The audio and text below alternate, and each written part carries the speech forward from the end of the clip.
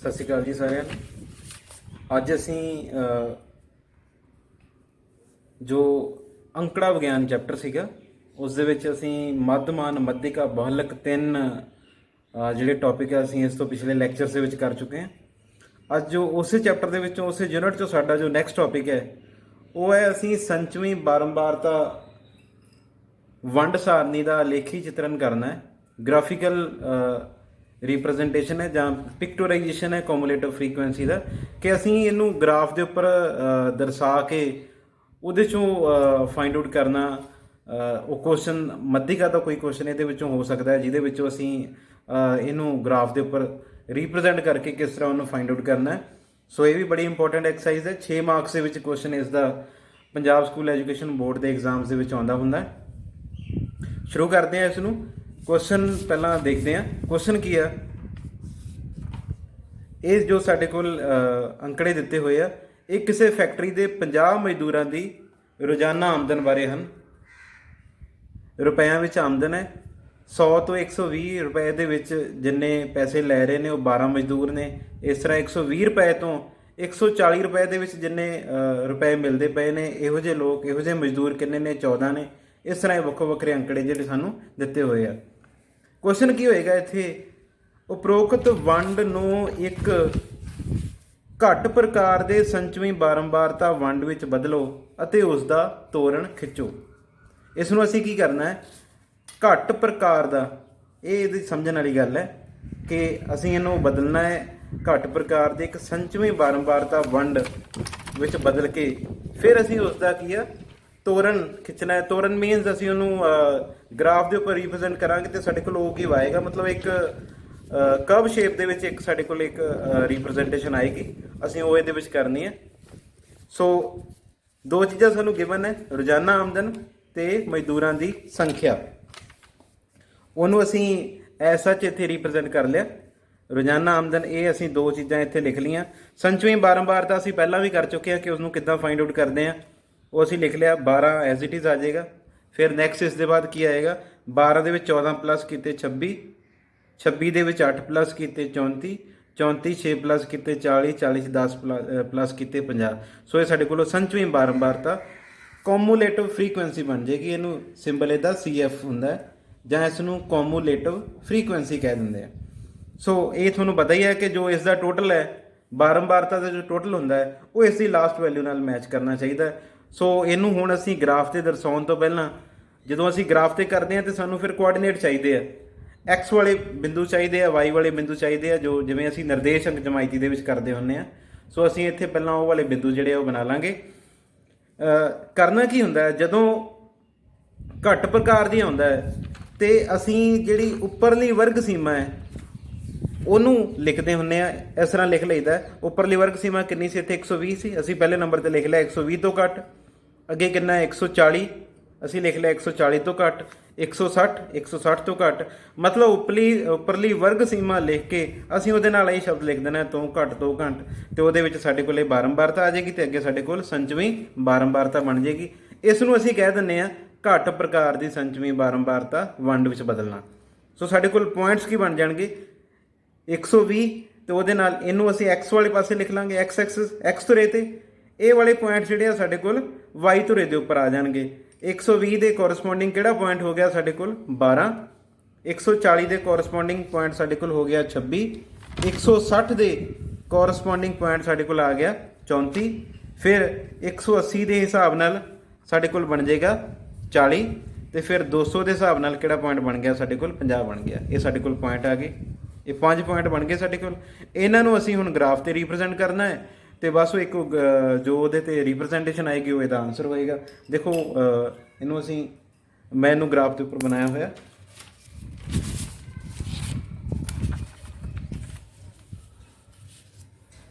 ਇਹ ਸਾਡਾ x ਧੁਰਾ ਹੈ ਜਿਹਦੇ ਪਾਸੇ ਮੈਂ ਲਿਖਿਆ ਉੱਪਰਲੀ ਵਰਗ ਸੀਮਾ। ਇਹ ਸਾਡਾ ਕੀ ਹੋ ਗਿਆ x ਧੁਰਾ। ਇਹਨੂੰ x ਡੈਸ਼ ਲਿਖ ਲਈਏ ਤੇ ਜੋ ਸਾਡੇ ਕੋਲ ਦੂਸਰਾ ਹੈ ਉਹ ਸਾਡੇ ਕੋਲ ਜਿਹੜੀ ਵਰਟੀਕਲ ਲਾਈਨ ਹੈ ਉਹ ਸਾਡੇ ਕੋਲ ਹੋ ਗਿਆ y ਧੁਰਾ। ਇਹਨੂੰ ਅਸੀਂ y ਡੈਸ਼ ਲਿਖ ਲਈਏ। ਇੱਥੋਂ ਤੱਕ ਮੈਂ ਅੱਗੇ ਨਹੀਂ ਲਿਖਿਆ ਕਿਉਂਕਿ ਸਾਨੂੰ ਪਤਾ ਹੀ ਹੈ ਕਿ ਇੱਧਰ ਜੇ ਧਨਾਤਮਕ ਰਿਣਾਤਮਕ ਵੈਲਿਊਜ਼ ਹੋਣ, ਮਾਈਨਸ ਵਾਲੀਆਂ ਹੋਣ, ਤੇ ਫਿਰ ਅਸੀਂ ਇੱਧਰ ਨੂੰ ਜਾਵਾਂਗੇ। ਇਸੇ ਤਰ੍ਹਾਂ y ਦੇ ਵਿੱਚ ਜੇਕਰ ਰਿਣਾਤਮਕ ਹੁੰਦੀਆਂ ਤੇ ਫਿਰ ਥੱਲੇ ਵੱਲ ਜਾਣ ਦੀ ਲੋੜ ਸੀਗੀ, ਪਰ ਇੱਥੇ ਜੋ ਸਾਰੀਆਂ ਵੈਲਿਊਜ਼ ਨੇ, ਉਹ ਜੋ ਵੀ ਕੋਆਰਡੀਨੇਟਸ ਨੇ, ਨਿਰਦੇਸ਼ਾਂਕ ਨੇ, ਉਹ ਕੀ ਨੇ, ਪਲੱਸ ਦੇ ਵਿੱਚ ਨੇ। ਸੋ ਇਸ ਕਰਕੇ ਅਸੀਂ ਇਹਨੂੰ ਇਦਾਂ ਰਿਪਰੈਜ਼ੈਂਟ ਕਰ ਲੈਣਾ। ਬਿੰਦੂ ਤੁਹਾਨੂੰ ਫਿਰ ਦਿਖਾ ਦੇਵਾਂ। ਬਿੰਦੂ ਸੀਗੇ ਸਾਡੇ ਕੋਲ 120, 12, ਫਿਰ ਇਸ ਤਰ੍ਹਾਂ ਨੈਕਸਟ ਜਿਹੜੇ ਬਿੰਦੂ ਆ ਉਹ ਇਹਦੇ ਵਿੱਚ ਰਿਪਰੈਜ਼ੈਂਟ ਕੀਤੇ ਹੋਏ ਆ 140, 26, 160, 34। ਇਹਨਾਂ ਨੂੰ ਅਸੀਂ ਦਿਖਾਉਣਾ ਹੈ। ਉੱਪਰਲੀ ਵਰਗ ਸੀਮਾ ਵਾਲੇ ਸਾਰੇ ਇੱਧਰਲੇ ਪਾਸੇ ਆ ਗਏ। ਇੱਥੇ ਸਾਡਾ ਓਰੀਜਨ ਹੁੰਦਾ ਹੈ। ਇੱਥੇ ਮੈਂ ਇੱਕ ਸਾਈਨ ਪਾਇਆ ਹੋਇਆ, ਇਹਨੂੰ ਧਿਆਨ ਨਾਲ ਦੇਖੋ, ਇਹਨੂੰ ਕਹਿੰਦੇ ਕਿੰਕ ਸਾਈਨ। ਜੇਕਰ ਗ੍ਰਾਫ 0 ਤੋਂ ਸ਼ੁਰੂ ਨਾ ਹੁੰਦਾ ਹੋਵੇ ਤੇ ਫਿਰ ਅਸੀਂ ਇਹ ਸਾਈਨ ਪਾ ਦਿੰਦੇ। ਇਸ ਦਾ ਮਤਲਬ ਹੈ ਟੁੱਟਵਾਂ ਹੈ ਕਿ ਸਿੱਧਾ ਅਸੀਂ ਇਹਨੂੰ 120 ਤੋਂ ਸ਼ੁਰੂ ਕਰ ਰਹੇ ਹਾਂ, ਅਸੀਂ 0 ਤੋਂ ਸ਼ੁਰੂ ਨਹੀਂ ਕੀਤਾ ਹੋਇਆ ਇਸ ਨੂੰ। ਇਸ ਕਰਕੇ ਇਹ ਵਾਲਾ ਸਾਈਨ ਇਹਦੇ ਵਿੱਚ ਪਾ ਦਿੱਤਾ ਜਾਂਦਾ।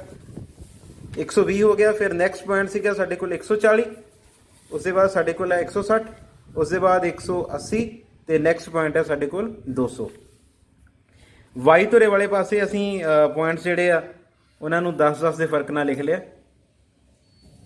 ਮਾਪ ਦੇਣਾ ਜ਼ਰੂਰੀ ਹੈ ਇੱਥੇ। ਐਕਸ ਧੁਰੇ ਤੇ ਜੋ 10 ਮਾਤਰਿਕ ਨੇ, 10 ਲਾਈਨਸ ਨੇ, ਮਤਲਬ ਉਹ 10 ਰੁਪਏ ਦੇ ਬਰਾਬਰ ਨੇ, ਤੇ ਵਾਈ ਧੁਰੇ ਤੇ ਜੋ 10 ਲਾਈਨਸ ਨੇ ਉਹ 10 ਮਜ਼ਦੂਰਾਂ ਦੇ ਬਰਾਬਰ ਨੇ। ਸੋ ਇਹਨੂੰ ਅਸੀਂ ਵੱਡਾ ਛੋਟਾ ਵੀ ਕਰ ਸਕਦੇ ਹਾਂ, ਜ਼ਰੂਰੀ ਨਹੀਂ ਹੁੰਦਾ ਕਿ ਇਹਨੂੰ ਅਸੀਂ ਇੱਦਾਂ ਹੀ ਲਿਖਣਾ ਹੈ 10, 20, 30 ਦੇ ਹਿਸਾਬ ਨਾਲ ਰਿਪਰੈਜ਼ੈਂਟ। ਮਤਲਬ 10 ਲਾਈਨਾਂ ਨੂੰ 10 ਦੇ ਬਰਾਬਰ ਲੈਣ ਦੀ ਬਜਾਏ ਅਸੀਂ 20 ਲਾਈਨਾਂ ਨੂੰ ਵੀ 10 ਦੇ ਬਰਾਬਰ ਮੰਨ ਸਕਦੇ ਹਾਂ, ਤੇ ਫਿਰ ਉਹ ਸਾਡਾ ਜਿਹੜਾ ਸਕੇਲ ਹੈ ਉਸੇ ਹਿਸਾਬ ਨਾਲ ਬਦਲ ਜਾਏਗਾ, ਚੇਂਜ ਹੋ ਜਾਏਗਾ। ਤੁਸੀਂ ਇੱਥੇ ਸੌਖਾ ਰਹੇਗਾ ਕਿਉਂਕਿ ਅਸੀਂ ਕਾਊਂਟ ਕਰਨਾ ਸੌਖਾ ਹੋ ਜਾਂਦਾ। ਥੋੜਾ ਬਰੀਕੀ ਵਾਲਾ ਜ਼ਰੂਰ ਹੈ, ਤੁਹਾਨੂੰ ਬੜੇ ਧਿਆਨ ਦੇ ਨਾਲ ਲਾਈਨਸ ਗਿਣ ਕੇ ਪੁਆਇੰਟ ਜਿਹੜਾ ਲਾਉਣਾ ਪਏਗਾ। ਪਹਿਲਾ ਪੁਆਇੰਟ ਸੀ ਸਾਡੇ ਕੋਲ 120,12, ਜੋ ਇਸ ਕੁਐਸਚਨ ਦੇ ਵਿੱਚ ਸੀਗਾ ਸਾਡੇ ਕੋਲ 120 ਦੇ ਹਿਸਾਬ ਨਾਲ ਸਾਡੇ ਕੋਲ ਪੁਆਇੰਟ ਸੀਗਾ 12, ਉਹਨੂੰ ਅਸੀਂ ਇੱਥੇ ਰਿਪਰੈਜ਼ੈਂਟ ਕਰਾਂਗੇ। ਇਹ ਸਾਡੇ ਕੋਲ 120 ਹੋ ਗਿਆ। ਆ 10 ਹੈ, 10 ਤੋਂ ਅੱਗੇ ਇੱਕ ਲਾਈਨ ਆਏਗੀ 11, 11 ਤੋਂ ਅਗਲੀ ਇੱਕ ਲਾਈਨ ਆਏਗੀ 12। ਸੋ ਇਹ ਸਾਡੇ ਕੋਲ ਬਣ ਗਿਆ 120,12। ਐਕਸ ਵਾਲਾ ਪੁਆਇੰਟ 120 ਹੋ ਗਿਆ, ਵਾਈ ਵਾਲਾ ਪੁਆਇੰਟ ਸਾਡੇ ਕੋਲ 12 ਹੋ ਗਿਆ। ਫਿਰ ਨੈਕਸਟ ਪੁਆਇੰਟ ਸੀ ਸਾਡੇ ਕੋਲ 140,26, ਇੱਥੋਂ ਬਣਿਆ ਸੀ 140, ਤੇ ਇੱਧਰ ਕਿਹੜਾ ਸੀ, ਸੰਚਵੀਂ ਬਾਰੰਬਾਰਤਾ ਵਿੱਚ 26 ਸੀਗਾ। ਫਿਰ ਅਸੀਂ ਇਹਨੂੰ ਰਿਪਰੈਜ਼ੈਂਟ ਕਰਾਂਗੇ। 140 ਦੇ ਸਾਹਮਣੇ ਸਾਡੇ ਕੋਲ 26 ਆ ਗਿਆ। 20 ਤੇ 30 ਦਾ ਅੱਧ ਜਿਹੜਾ ਹੁੰਦਾ ਹੈ ਉਹ 25 ਹੈ। 25 ਤੋਂ ਇੱਕ ਲਾਈਨ ਉੱਪਰ ਚੱਲ ਜਾਵਾਂਗੇ, ਕਿੰਨਾ ਹੋ ਜਾਏਗਾ ਸਾਡੇ ਕੋਲ, 26 ਹੋ ਜਾਏਗਾ। ਇਹ ਸਾਡੇ ਕੋਲ ਬਣ ਗਿਆ 140,26। ਇਸ ਤਰ੍ਹਾਂ ਅਸੀਂ ਬਾਕੀ ਦੇ ਪੁਆਇੰਟ ਜਿਹੜੇ ਆ ਉਹ ਇਹਦੇ ਵਿੱਚ ਰਿਪਰੈਜ਼ੈਂਟ ਕੀਤੇ ਹੋਏ ਆ। 160 ਦੇ ਸਾਹਮਣੇ 34, 180 ਦੇ ਸਾਹਮਣੇ 40, ਤੇ 200 ਦੇ ਸਾਹਮਣੇ ਸਾਡੇ ਕੋਲ ਕੀ ਆ ਗਿਆ, 50 ਆ ਗਿਆ। ਐਕਸ ਦਾ ਪੁਆਇੰਟ 200 ਤੇ ਵਾਈ ਦਾ ਪੁਆਇੰਟ 50। ਠੀਕ ਹੈ। ਇਸ ਤਰ੍ਹਾਂ ਬਾਕੀ ਅਸੀਂ ਰਿਪਰੈਜ਼ੈਂਟ ਕਰਕੇ ਉਹਨਾਂ ਨੂੰ ਕੀ ਕਰਨਾ, ਇਸ ਤਰ੍ਹਾਂ ਤੁਸੀਂ ਮਿਲਾ ਦੇਣਾ ਹੈ।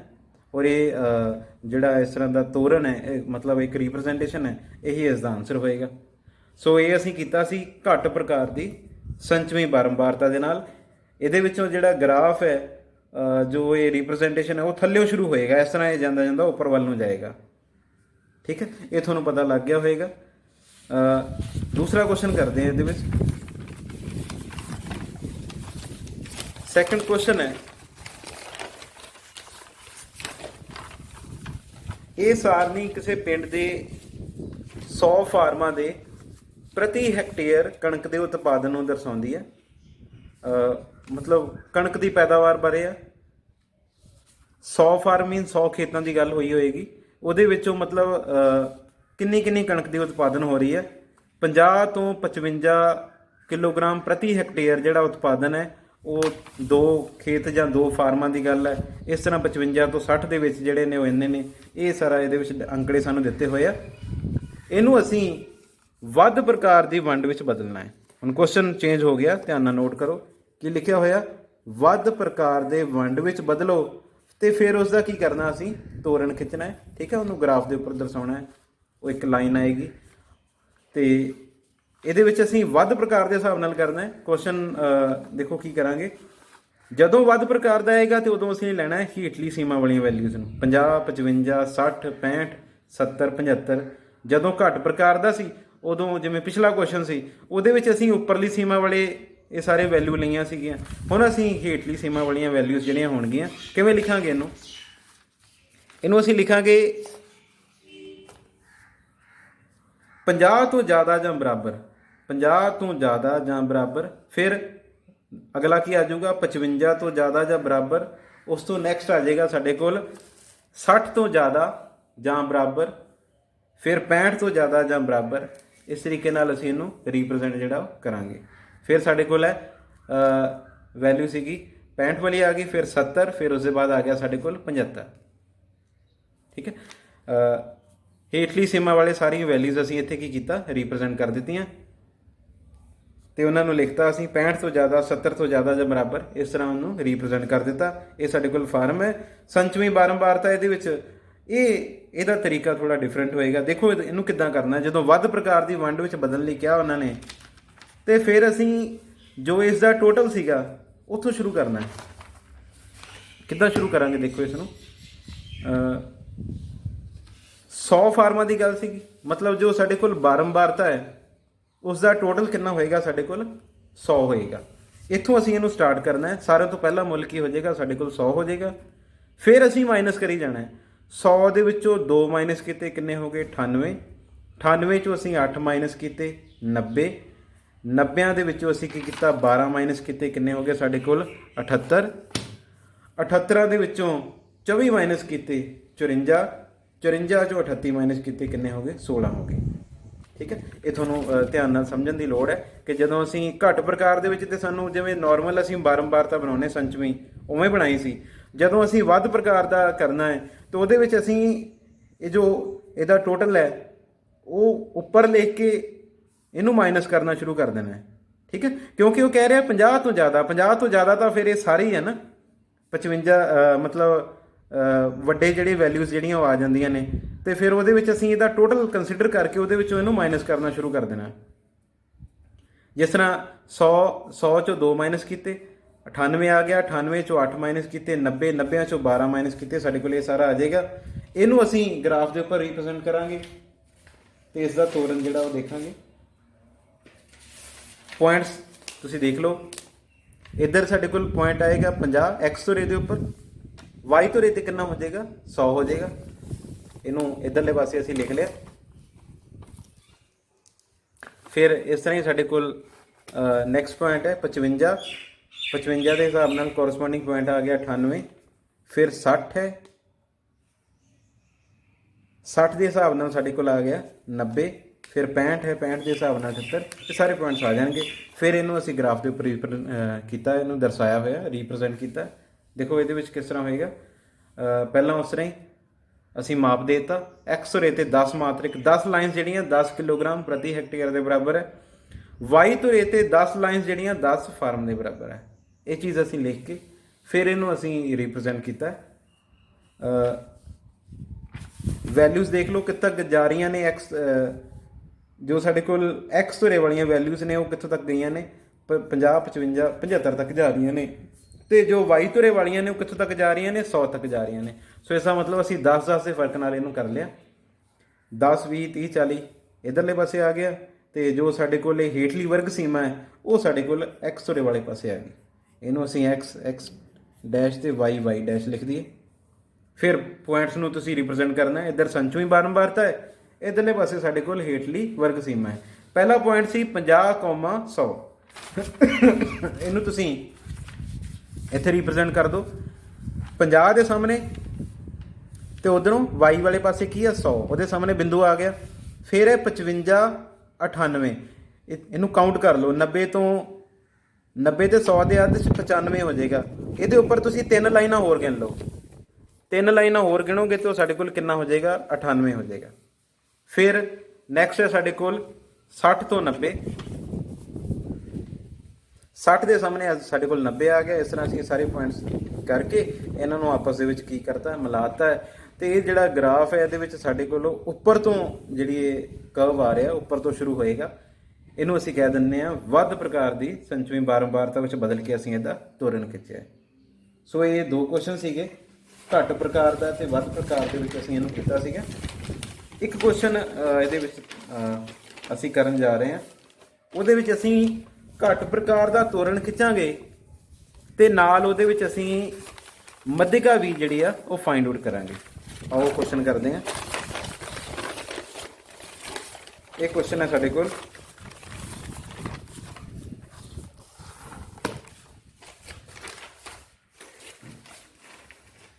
क्वेश्चन देखो, ਕਿਸੇ ਜਮਾਤ ਦੇ 35 ਵਿਦਿਆਰਥੀਆਂ ਦੀ ਮੈਡੀਕਲ ਜਾਂਚ ਸਮੇਂ ਉਹਨਾਂ ਦਾ ਭਾਰ ਜਿਹੜਾ ਉਹ ਹੇਠ ਲਿਖੇ ਰੂਪ ਵਿੱਚ ਦਰਜ ਕੀਤਾ ਗਿਆ। ਕਿਸੇ ਜਮਾਤ ਦੇ 35 ਵਿਦਿਆਰਥੀਆਂ ਦੀ ਮੈਡੀਕਲ ਜਾਂਚ ਸਮੇਂ ਉਹਨਾਂ ਦਾ ਭਾਰ ਮਤਲਬ ਉਹਨਾਂ ਦਾ ਭਾਰ ਦੇਖਿਆ ਗਿਆ ਤੇ 38 ਕਿਲੋਗ੍ਰਾਮ ਤੋਂ ਘੱਟ ਵਾਲੇ ਬੱਚੇ 0 ਸੀਗੇ, 40 ਕਿਲੋਗ੍ਰਾਮ ਤੋਂ ਘੱਟ ਜਿਨ੍ਹਾਂ ਦਾ ਭਾਰ ਉਹ 3 ਬੱਚੇ ਸੀ, 42 ਤੋਂ ਘੱਟ। ਇਸ ਤਰ੍ਹਾਂ ਉਹਨਾਂ ਨੇ ਅੰਕੜੇ ਜਿਹੜੇ ਇਕੱਠੇ ਕੀਤੇ। क्वेश्चन है इस कि असी घट प्रकार का तोरण खिंचना है तो ये मध्यिका भी लभनी है, मध्यिका भार भी जो फाइंड आउट करना है। ये असी दोवें चीज़ां मतलब तोरण भी खिंचना है तो उस मध्यिका भार जो वो भी असी करना है। पहला असी तोरण खिंच लीए, उस फिर असी मध्यिका भार जो फाइंड आउट करांगे। उदा ही शुरू किया इसनूं असी आ सानू बनाने की लोड़ नहीं पई क्योंकि उन्हें पहले ही 38 तो घट 40 तो घट वो सारे अंकड़े जोड़े आ क्वेश्चन के देते हैं। ना दिते होंगे तो फिर असी जिवें पिछला क्वेश्चन किया सीगा, जो साडा फर्स्ट क्वेश्चन सीगा, असी उपरली वर्ग सीमा लिख के तो घट लिख देना सीगा। इत्थे सीधा ही बनया होया 38 तो घट 40 तो घट सारे अंकड़े लिखते। एक चीज़ ये देखने वाली ये है, ये जो अंकड़े दिते हुए आ विद्यार्थियों की संख्या के, इन्हों ध्यान नाल देखो, ये वाधे क्रम दे विच ने ते जदों भी ये वाधे क्रम च होण ते ये संचवी बारंबारता हुंदे ने। मतलब इत्थे सानू उन्होंने संचवी बारंबारता देती है, असीं इहदे तों पहलां बारंबारता जिहड़ी आ वो फाइंड आउट करनी है, जो विद्यार्थियों की संख्या वो फाइंड आउट करनी है। उहनूं करन दे लई आ जो कॉलम है ते आ कॉलम है ये साडे क्वेश्चन दे विच गिवन ने, आ असीं आप जिहड़ा बनाना है। किद्दां करांगे असीं, पहली वैल्यू उदां ही लिख लईदी है, फिर इन्हां नूं माइनस करी जाईदा है। 3 चों 0 माइनस कीती 3, 5 चों 3 माइनस कीते 2, 9 चों 5 माइनस कीते 4, 14 चों 9 ये माइनस करके साडे कोल 0 3 ये साडे कोल हुण बारंबारता आ गई है, जिहदे तो असीं संचवी बारंबारता बनाउने हुंदे आ। तुसीं इहनूं करके भी देख सकदे हो, 0 उदां लिख लईए, फिर इहनूं तुसीं जे इहनूं प्लस करोगे 0 च 3 जोड़े 3, 3 च 2 जोड़े 5, 5 च 4 जोड़े 9, जिस तरह संचवी बारंबारता बनाई दी है फिर वो बन जाएगी साडे कोल। फिर असीं बिंदु जिहड़े कोआर्डीनेट्स है वो बनाने निर्देशांक, इधर 38 है, वो कोरसपोंडिंग पॉइंट किहड़ा हो गया साडे कोल 0 हो गया। हुण इहदी क्यों लोड़ पई है असीं, क्योंकि सानू तोड़न वास्ते सिर्फ संचवी बारंबारता चाहिए है, इत्थे उन्हें मध्यिका लभण वास्ते भी क्या होया, इस करके सानू ये वाला कॉलम जिहड़ा बनाउण दी इहदे विच लोड़ है। 42 के हिसाब नाल साडे कोल 5 आ गया, 44 के हिसाब नाल साडे कोल पॉइंट किहड़ा 9 आ गया। इस तरह असीं ये कोआर्डीनेट सारे लिख ले सामने सामने उन्हां दे। 52 के सामने 35 आ गया, साडे कोल कोआर्डीनेट बन गए। असीं हुण इन्हां नूं की करांगे, ग्राफ दे उपर रिप्रजेंट करांगे ते उत्थों सानू उन्हां दा जिहड़ा तोरण है वो मिल जाएगा। इन्हां नूं उस तरह ही असीं एक्स धुरे वाले पासे ते वाई धुरे वाले पासे पॉइंट्स लिख लांगे। मैं इत्थे माप नहीं लिखिया, पैमाना वही है कि जो 10 मात्रिक ने वो ये 2-2 नूं रिप्रजेंट करते पे ने, है ना। 38 है, उसके बाद 40 है, 42 है, तो इधरले पासे जो 10 मात्रिक ने वो साडे कोल की सी विद्यार्थी है, उन्हां दी संख्या नूं रिप्रजेंट कर रहे हैं। संचवी बारंबारता इधरले पासे आ जाएगी। इस तरह ये साडे कोल एक्स धुरा, ये साडे कोल आ जाएगा वाई धुरा। इत्थे किंक पाया, मतलब इन्हूं 0 तो नहीं शुरू किया होया। पॉइंट साडे कोल एक्स वाले पासे 38 40 42 52 तक लिख ले, तो दूसरे पासे साडे कोल वध तो वध कित्थों तक गया होया 35 तक। इनू असीं इस तरीके नाल लिख लिया। 35 तक लोड़ है, तुसीं 2-3 पॉइंट उपर लिखने लिख सकते हो, नहीं भी तो ये कोई गल नहीं, इहदे विच इत्थों तक भी लिखा जा सकता है। फिर इनू असीं रिप्रजेंट करना है, तोरण खिंचना। पहला पॉइंट्स देखो, पॉइंट है साडे कोल 38,0, एक्स वाला पॉइंट 38 तो वाई वाला पॉइंट 0, बिंदु इत्थे आ जाएगा। फिर एक्स वाला पॉइंट 40 तो वाई वाला कितना साडे कोल 3। इत्थे तुहानूं बहुत बरीकी वाला काम है, ये तुहानूं लाइनस गिननियां पैणगीਆਂ। 0 का तो 10 का अद्ध जिहड़ा 5 होएगा, 5 तो 2 पिछे चल जाइए तो तीसरी लाइन होएगी। इस तरह असीं ये सारियां पॉइंट्स जिहड़े इन्हां नूं रिप्रजेंट करना है। 44 के हिसाब नाल साडे कोल कितना आ जाएगा 9 आ जाएगा, 10 तो पिछली लाइन। 46 के सामने साडे कोल 14 आ जाएगा, इत्थे पॉइंट हो गया। फिर 48 के हिसाब नाल साडे कोल हो गया 28, 30 तो 2 पिछे चल जाना है, तो 52 के सामने कितना हो जाएगा साडे कोल 35 हो जाएगा। 30 का तो 40 का अद्ध जिहड़ा वो साडे कोल 35 आ जाएगा। ਸੋ ਅਸੀਂ ਇਹਨਾਂ ਨੂੰ ਰਿਪਰੈਜ਼ੈਂਟ ਕਰਤਾ। ਇਹਨੂੰ ਇਸ ਤਰ੍ਹਾਂ ਕਰਕੇ ਤੁਸੀਂ ਡਰਾ ਕਰ ਦੇਣਾ। ਇਹ ਸਾਡੇ ਕੋਲ ਤੋਰਨ ਬਣ ਗਿਆ। ਹੁਣ ਇਸ ਦੇ ਵਿੱਚ ਹੀ ਨਾਲ ਦਾ ਕੁਐਸਚਨ ਹੈ ਕਿ ਅਸੀਂ ਇਹਦੇ ਵਿੱਚ ਮੱਧਿਕਾ ਵੀ ਫਾਈਂਡ ਆਊਟ ਕਰਨੀ ਹੈ। ਗ੍ਰਾਫ ਦੇ ਉੱਪਰ ਮੱਧਿਕਾ ਤੁਹਾਨੂੰ ਬਾਅਦ ਚ ਦੱਸਦਾ। ਪਹਿਲੇ ਮੈਂ ਇੱਕ ਫਾਰਮੂਲਾ ਜਿਹੜਾ ਆਪਾਂ ਪਿੱਛੇ ਵੀ ਪੜ੍ਹ ਚੁੱਕੇ ਹਾਂ ਉਹ ਤੁਹਾਡੇ ਨਾਲ ਦੇਖੀਏ, ਡਿਸਕਸ ਕਰੀਏ ਕਿ ਮੱਧਿਕਾ ਕਿਸ ਤਰ੍ਹਾਂ ਫਾਈਂਡ ਆਊਟ ਕਰਦੇ ਹੁੰਦੇ ਆ। ਉਹ ਇਸ ਤੋਂ ਪਿਛਲੇ ਲੈਕਚਰ ਦੇ ਵਿੱਚ ਤੁਹਾਡੇ ਨਾਲ ਡਿਸਕਸ ਕੀਤਾ ਸੀ। ਇੱਥੇ ਮੈਂ ਫਾਰਮੂਲਾ ਦੱਸ ਰਿਹਾ ਕਿ summation F I N frequencies ਦਾ ਜਿਹੜਾ ਟੋਟਲ ਹੈ ਉਹ ਸਾਡੇ ਕੋਲ 35 ਹੈ। ਇਹ ਸਾਡੇ ਕੋਲ ਜਿਹੜਾ ਟੋਟਲ ਹੈ 35 ਹੈ। ਇਹਨੂੰ ਕੀ ਕਰਦੇ ਹੁੰਦੇ ਆ, ਇਸ ਦਾ ਹਾਫ ਕਰ ਦੇਈਦਾ। ਸਾਡੇ ਕੋਲ n/2 ਫਾਈਂਡ ਆਊਟ ਕਰ ਲਈਦਾ। n/2 ਕਿੰਨਾ ਹੋ ਜਾਏਗਾ, 35/2 ਔਰ ਇਹ ਕਿੰਨਾ ਆ ਜਾਏਗਾ 17.5। 35 ਦਾ ਅੱਧ ਜਿਹੜਾ ਉਹ ਸਾਡੇ ਕੋਲ 17.5 ਹੁੰਦਾ। ਇਹ ਅਸੀਂ ਫਾਈਂਡ ਆਊਟ ਕਰ ਲਿਆ। ਫਿਰ ਅਸੀਂ ਦੇਖਣਾ ਹੈ 17.5 ਕਿੱਥੇ ਲਾਈ ਕਰੇਗਾ। 17.5 ਜਿਹੜਾ ਉਹਦੀ ਵੈਲਿਊ ਜਿਹੜੀ ਆ ਉਹ ਸਾਡੇ ਕੋਲ ਕਿੱਥੇ ਆਏਗੀ। ਤੁਸੀਂ ਇਹਨੂੰ ਵਰਗ ਅੰਤਰਾਲ ਦੇ ਵਿੱਚ ਰਿਪਰੈਜ਼ੈਂਟ ਕਰਨਾ ਹੈ।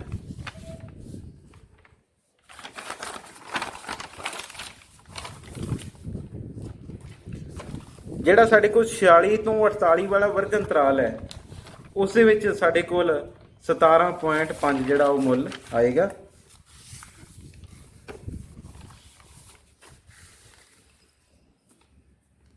ਇਹਦੇ ਵਿੱਚ ਹੀ ਕਿਤੇ ਨਾ ਕਿਤੇ ਵੈਲਿਊ ਲਾਈ ਕਰੇਗੀ ਕਿਉਂਕਿ ਆ ਤਾਂ ਛੋਟਾ ਰਹਿ ਗਿਆ। ਤੁਸੀਂ ਇਹਨੂੰ ਨੋਟ ਕਰ ਲੈਣਾ ਇਹਦੇ ਵਿੱਚ। ਤੇ ਇੱਥੇ ਇੱਕ ਚੀਜ਼ ਹੈ ਕਿ ਇੱਥੇ ਮਤਲਬ ਉਹਨਾਂ ਨੇ 48 ਤੋਂ ਘੱਟ ਲਿਖਿਆ ਹੋਇਆ। ਵਰਗ ਅੰਤਰਾਲ ਜੇ ਅਸੀਂ ਬਣਾਈਏ ਤੇ ਉਹ ਕੀ ਬਣੇਗਾ, ਉਹ ਇੱਥੇ ਬਣੇਗਾ ਸਾਡੇ ਕੋਲ 46 ਤੋਂ 48। ਤੇ ਅਸੀਂ ਇਹਦੇ ਵਿੱਚੋਂ ਜਿਹੜੀ ਹੇਠਲੀ ਸੀਮਾ ਹੈ ਉਹ ਇਹਦੇ ਵਿੱਚ ਨੋਟ ਕਰਨੀ ਹੁੰਦੀ ਹੈ। ਉਹ ਸਾਡੇ ਕੋਲ ਕਿੰਨੀ ਆ ਜਾਏਗੀ, 46 ਆ ਜਾਏਗੀ। ਕੋਰਸਪੋਂਡਿੰਗ ਫ੍ਰੀਕੁਐਂਸੀ ਜਿਹੜੀ ਆ ਉਹ 14 ਆ ਜਾਏਗੀ। ਤੇ ਇਸ ਤੋਂ ਜੋ ਪਿੱਛੇ ਵਾਲੀ ਵੈਲਿਊ ਹੁੰਦੀ ਆ ਉਸ ਨੂੰ ਅਸੀਂ CF ਕਹਿੰਦੇ ਆ, ਉਹ ਵੀ ਕਿੰਨੇ ਆ ਜਾਏਗੀ, ਸਾਡੇ ਕੋਲ 14 ਆ ਜਾਏਗੀ। ਇਹ ਅਸੀਂ ਵੈਲਿਊਜ਼ ਜਿਹੜੀਆਂ ਲਿਖ ਲਈਆਂ। ਇਹ ਸਾਰੀਆਂ ਵੈਲਿਊਜ਼ ਲਿਖ ਕੇ H ਕਿੰਨਾ ਸੀ, ਵਰਗ ਮਾਪ 2 ਦਾ ਫਰਕ ਹੁੰਦਾ। ਤੇ ਮੱਧਿਕਾ ਦਾ ਫਾਰਮੂਲਾ ਜਿਹੜਾ ਅਸੀਂ ਅਪਲਾਈ ਕੀਤਾ ਇਹ ਅਸੀਂ ਡਿਟੇਲ ਦੇ ਵਿੱਚ ਡਿਸਕਸ ਕਰ ਚੁੱਕੇ ਹਾਂ। ਇਸ ਤੋਂ ਜੋ ਪਿਛਲਾ ਲੈਕਚਰ ਸੀਗਾ ਉਹਨੂੰ ਜ਼ਰੂਰ ਦੇਖਣਾ ਇੱਕ ਵਾਰੀ ਜੇ ਤੁਹਾਨੂੰ ਇੱਥੇ ਮੁਸ਼ਕਲ ਲੱਗਿਆ ਤਾਂ। ਫਿਰ ਇੱਥੇ ਅਸੀਂ ਵੈਲਿਊਜ਼ ਪੁੱਟ ਕੀਤੀਆਂ। L ਦਾ ਮੁੱਲ ਕਿੰਨਾ ਹੈ, n/2 ਸਾਡੇ ਕੋਲ 17.5 ਆ ਗਿਆ ਸੀ, ਉਹ ਅਸੀਂ ਇੱਥੇ ਪੁੱਟ ਕੀਤਾ ਹੈ। ਫਿਰ ਸਾਡੇ ਕੋਲ CF 14 ਹੈ, F ਸਾਰੀਆਂ ਵੈਲਿਊਜ਼ ਪੁੱਟ ਕਰਕੇ ਇਹਨੂੰ ਸਿੰਪਲੀਫਾਈ ਕੀਤਾ, ਇਹਦੀ ਕੈਲਕੂਲੇਸ਼ਨ ਕੀਤੀ ਹੈ ਤੇ ਇਹ ਸਾਡੇ ਕੋਲ 46.5 ਆ ਗਿਆ। ਹੁਣ ਇਹਨੂੰ ਅਸੀਂ ਗ੍ਰਾਫ ਦੇ ਉੱਪਰ ਦੇਖਣਾ ਹੈ ਕਿ 46.5 ਜਿਹੜਾ ਆਉਣਾ ਚਾਹੀਦਾ ਹੈ। ਫਿਰ ਜਿਹੜਾ ਸਾਡਾ ਆਨਸਰ ਹੈ ਉਹ ਠੀਕ ਹੋਏਗਾ। ਫਿਰ ਇਸੇ ਅੰਕੜਿਆਂ ਨੂੰ ਅਸੀਂ ਗ੍ਰਾਫ ਦੇ ਉੱਪਰ ਰਿਪਰੈਜ਼ੈਂਟ ਕੀਤਾ ਹੈ। n/2 ਸੀਗਾ ਸਾਡੇ ਕੋਲ 17.5 ਮਤਲਬ 35/2 ਕੀਤਾ ਸੀ ਅਸੀਂ। ਅਸੀਂ ਕੀ ਕਰਨਾ ਹੈ, 17.5 ਦੇ ਸਾਹਮਣੇ ਦੇਖਣਾ ਹੈ ਗ੍ਰਾਫ ਤੇ ਮਤਲਬ ਇਹਦੇ ਹਿਸਾਬ ਨਾਲ ਇੱਕ ਲਾਈਨ ਖਿੱਚਣੀ ਹੈ ਜਿਹੜੀ ਗ੍ਰਾਫ ਨੂੰ ਕਿਤੇ ਨਾ ਕਿਤੇ ਜਾ ਕੇ ਟੱਚ ਕਰੇ, ਇਸ ਲਾਈਨ ਨੂੰ ਕਿਤੇ ਨਾ ਕਿਤੇ ਜਾ ਕੇ ਟੱਚ ਕਰੇ। ਤੇ ਉਹਦੇ ਕੋਰਸਪੋਂਡਿੰਗ ਅਸੀਂ x ਵਾਲਾ ਪੁਆਇੰਟ ਦੇਖਣਾ ਹੈ ਕਿ x ਦਾ ਮੁੱਲ ਕਿੰਨਾ ਹੈ। ਤੇ ਜੋ ਵੀ x ਦਾ ਮੁੱਲ ਹੋਏਗਾ ਉਹੀ ਸਾਡੇ ਕੋਲ ਮੱਧਿਕਾ ਹੋਏਗਾ। ਹੁਣ ਇਹ 17.5 ਦੇ ਸਾਹਮਣੇ ਮੈਂ 17 ਕਿੱਥੇ ਹੋਏਗਾ ਸਾਡੇ ਕੋਲ 17.5 17 ਤੇ 18 ਦੇ ਵਿਚਕਾਰ ਹੋਏਗਾ। ਇਹ ਤੁਸੀਂ ਬੜੀ ਡਿਟੇਲ ਦੇ ਵਿੱਚ ਬੜੀ ਬਰੀਕੀ ਦੇ ਵਿੱਚ ਇਹਨੂੰ ਤੁਸੀਂ ਕਰਨਾ ਹੈ ਕਿਉਂਕਿ ਲਾਈਨਸ ਜਿਹੜੀਆਂ ਉਹ ਸਾਡੇ ਕੋਲ ਬੜੀਆਂ ਬਰੀਕ ਨੇ ਇਹਦੇ ਵਿੱਚ। ਤੇ ਤੁਸੀਂ ਇਹਦੇ ਵਿੱਚ ਕੀ ਕਰਨਾ ਹੈ, 17 ਤੇ 18 ਦੇ ਅੱਧ ਦੇ ਵਿੱਚੋਂ ਲਾਈਨ ਤੁਸੀਂ ਖਿੱਚਣੀ ਹੈ ਤੇ ਉਹਨੂੰ ਅਸੀਂ ਜਦੋਂ ਮਿਲਾਵਾਂਗੇ ਇਸ ਕਰਵ ਦੇ ਉੱਪਰ ਉੱਥੋਂ ਫਿਰ ਅਸੀਂ ਦੇਖਣਾ ਹੈ ਕਿ x ਦੇ ਸਾਹਮਣੇ ਮੁੱਲ ਕੀ ਆ ਰਿਹਾ। ਇੱਥੋਂ ਮੈਂ ਲਾਈਨ ਖਿੱਚਦੀ, ਇੱਥੇ ਮਿਲਾਤੀ, ਆਹ ਬਿੰਦੂ ਆ ਗਿਆ। ਇਹ ਬਿੰਦੂ ਦਾ x ਦੇ ਵਿੱਚ ਇੱਕ ਮੁੱਲ ਕਿੰਨਾ ਹੈ, ਉਹ x ਦਾ ਮੁੱਲ ਐਗਜ਼ੈਕਟਲੀ ਸਾਨੂੰ ਪਤਾ ਲੱਗ ਜਾਏਗਾ ਉਹ ਕਿੰਨਾ ਬਣਦਾ ਪਿਆ, 46.5 ਬਣਦਾ ਪਿਆ। ਤੇ ਇਸ ਦਾ ਮਤਲਬ ਜੋ ਮੱਧਿਕਾ ਭਾਰ ਹੈ ਉਹ ਸਾਡੇ ਕੋਲ ਕਿੰਨਾ ਹੋ ਜਾਏਗਾ, 46.5 ਹੋ ਜਾਏਗਾ। ਇਹਨੂੰ ਮੈਂ ਥੋੜਾ ਜਿਹਾ ਕਹਿ ਲਓ ਥੋੜਾ ਲਾਰਜ ਕਰਕੇ ਦਿਖਾਇਆ ਹੋਇਆ, ਜੇ ਤੁਸੀਂ ਉੱਥੋਂ ਅੰਡਰਸਟੈਂਡ ਕਰੋ ਤਾਂ। ਜਿਵੇਂ ਇਹਦੇ ਵਿੱਚ ਅਸੀਂ ਰਿਪਰੈਜ਼ੈਂਟ ਕੀਤਾ ਹੋਇਆ, ਇਹ ਮਤਲਬ ਕਿਉਂਕਿ ਉੱਥੇ ਲਾਈਨਸ ਬਹੁਤ ਬਰੀਕ ਨੇ। ਇਹ 10 ਤੇ 20 ਹੈ ਸਾਡੇ ਕੋਲ, ਇੱਥੇ 15 ਹੈ, 16 17 17 ਤੇ ਇੱਥੇ 18 ਹੈ। ਆਹ ਜਿਹੜੀ ਲਾਈਨ ਹੈ ਇਹ ਕੀ ਹੋਏਗੀ, 17.5 ਹੋਏਗਾ ਸਾਡੇ ਕੋਲ। ਇਹਨੂੰ ਦੇਖੋ ਧਿਆਨ ਨਾਲ। 17.5 ਤੋਂ ਇੱਕ ਮੈਂ ਬਰੀਕ ਜੀ ਲਾਈਨ ਜਿਹੜੀ ਆ ਉਹ ਖਿੱਚੀ ਹੋਈ ਹੈ। ਇੱਥੋਂ ਇਸ ਲਾਈਨ ਨੂੰ ਖਿੱਚਿਆ, ਇਸ ਗ੍ਰਾਫ ਦੇ ਉੱਪਰ ਕਿਤੇ ਨਾ ਕਿਤੇ ਮਿਲਾਤਾ, ਜਿੱਥੇ ਵੀ ਮਿਲ ਗਈ, ਉੱਥੋਂ ਫਿਰ ਅਸੀਂ ਸਕੇਲ ਰੱਖ ਕੇ ਉਹਨੂੰ ਮਤਲਬ ਦੇਖਿਆ ਕਿ ਉਹਦੇ ਸਾਹਮਣੇ x ਵਾਲਾ ਪੁਆਇੰਟ ਕੀ ਆ ਰਿਹਾ, ਤੇ ਉਹਦੇ ਸਾਹਮਣੇ x ਵਾਲਾ ਪੁਆਇੰਟ ਸਾਡੇ ਕੋਲ 46.5 ਆ ਰਿਹਾ ਹੈ। ਇਸ ਦਾ ਮਤਲਬ ਇਹ ਜੋ ਹੈ, ਇਹੀ ਸਾਡਾ ਆਨਸਰ ਹੈ। ਜੋ ਸਾਡੇ ਕੋਲ ਮੱਧਿਕਾ ਭਾਰ ਹੈ ਉਹ ਕਿੰਨਾ ਹੋ ਜਾਏਗਾ, 46.5 ਹੋ ਜਾਏਗਾ। ਸੋ ਇਹ ਸੀਗੀ ਅੰਕੜਾ ਵਿਗਿਆਨ ਦੇ ਵਿੱਚ ਜੋ ਸਾਡੇ ਕੋਲ ਤੀਸਰੀ ਐਕਸਰਸਾਈਜ਼ ਹੈ, ਜਿਸ ਦੇ ਵਿੱਚ ਅਸੀਂ ਤੋਰਨ ਦੇ ਬਾਰੇ 'ਚ ਪਤਾ ਲੱਗਦਾ ਹੈ, ਪਲੱਸ ਅਸੀਂ ਮੱਧਿਕਾ ਦਾ ਕੁਐਸਚਨ ਹੈ ਜੋ ਉਹ ਅਟੈਂਪਟ ਕੀਤਾ ਹੈ। ਸੋ ਇਹਨੂੰ ਸਾਰਿਆਂ ਨੇ ਧਿਆਨ ਨਾਲ ਅੰਡਰਸਟੈਂਡ ਕਰਨਾ ਹੈ, ਕਿਉਂਕਿ 6 ਮਾਰਕਸ ਦਾ ਕੁਐਸਚਨ ਇਸ ਯੂਨਿਟ ਦੇ ਵਿੱਚੋਂ ਹੁੰਦਾ ਹੈ, ਤੇ ਉਹ ਔਰ ਹੁੰਦਾ ਹੈ ਮੱਧਮਾਨ, ਮੱਧਿਕਾ, ਬਹੁਲਕ ਦਾ ਕੁਐਸਚਨ ਹੁੰਦਾ ਹੈ, ਤੇ ਜਾਂ ਫਿਰ ਉਹ ਤੋਰਨ ਦਾ ਕੁਐਸਚਨ ਹੁੰਦਾ ਹੈ। ਦੋਵਾਂ ਦੇ ਵਿੱਚ ਔਰ ਹੁੰਦਾ ਹੈ, ਤੇ 6 ਮਾਰਕਸ ਇਹਦੇ ਵਿੱਚ ਅਟੈਂਪਟ ਕਰਨੇ ਬੜੇ ਸੌਖੇ ਹੈ। ਆਸ ਕਰਦਾ ਹੈ ਕਿ ਤੁਹਾਨੂੰ ਸਾਰਿਆਂ ਨੂੰ ਜ਼ਰੂਰ ਸਮਝ ਆਇਆ ਹੋਵੇਗਾ। Thank you very much.